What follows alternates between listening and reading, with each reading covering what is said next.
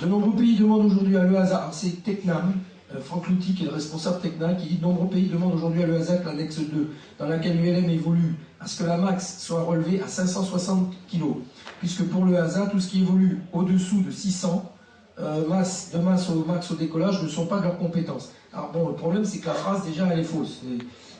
C'est tout ce qui n'est pas des compétences, c'est tout ce qui est en dessous de 450 kg. Donc au-dessus, c'est de leurs compétences.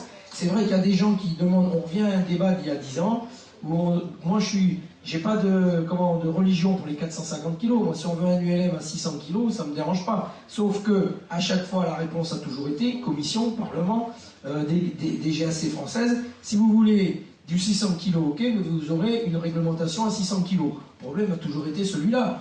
Et à partir du moment où l'EASA, et on va pas les faire, là on va pas les faire rechanger comme ça, hein, c'est 5 ans encore de trucs, a dit que c'était 450, on est obligé d'en rester là. Le seul truc qui est bizarre, et qu'on n'a jamais compris, alors jamais, c'est pourquoi ils ont autorisé à 560 kg les autogires, dans cette annexe 2, à rester dans le domaine national. C'est-à-dire qu'aujourd'hui, un autogire, il est sous responsabilité nationale jusqu'à 560 kg. Pourquoi? Par rapport aux autres, j'en sais rien. Sauf que chaque pays faisant ce qu'il veut, la France, la DGAC a dit, les ULM c'est tout 460 kg, on s'en arrête là. D'ailleurs c'est bien parce que sinon on n'aurait pas la possibilité d'avoir l'espoir d'avoir une classe 6 ULM. Donc tous les autogires c'est ULM jusqu'à 450 kg. Au-dessus c'est un autre régime, je ne sais plus, CNRA, tout ce qu'on veut. Mais bon, je n'y suis pas trop penché parce que c'est plus notre problème.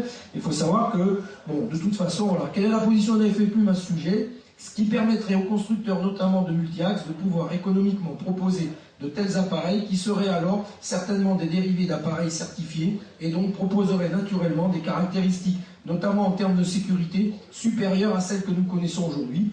Bon, si je vois Franck qui ne peut pas venir aujourd'hui, je dirais, à mon avis, c'est totalement faux. On a autant de sécurité avec nos appareils légers que d'avoir 100 kg de plus. Et de toute façon, l'impact au sol, au truc, il sera plus costaud. Et ça, il n'est pas là, Philippe Petitsan, il est parti là. Oui. Hein, bon, c'est lui qui m'a appris que plus on était lourd, et des fois il faut combien? 50 ou 60 kilos, le résultat à l'impact, il est énorme.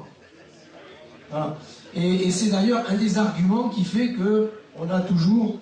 non, parce qu'on croit toujours, bon, on se dit 450 ou 560, c'est pareil. Ben, et les ingénieurs et ceux qui construisent, comme Philippe, me disent non, il y a une énorme différence à l'impact. 450, ça n'avait pas été choisi pour rien, même si nous sommes tous d'accord que pour certains appareils, c'est limite au niveau de l'emport. Voilà. Et de toute façon, cette question, c'est vrai que j'en parle, je vais un peu la sauter, mais on en parle parce que c'est pas la peine d'y revenir. De toute façon, maintenant, c'est 450. Et avant de faire changer ça dans la réglementation européenne, il y en a pour 5 ans. Donc, on vient d'obtenir ça. On ne va pas maintenant... aller dire, oh ben tiens, mettez-nous 100 kg de plus. Surtout qu'on n'y gagne rien en sécurité, au contraire. Et d'ailleurs, pour finir là-dessus, aux États-Unis, le LSA, ça dérive.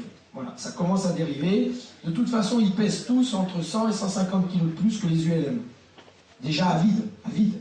C'est facile, 450 kg, oui, nous c'est 300, donc on arrive à des appareils de 450 kg. Donc, il suffit d'ailleurs de lire nos canards.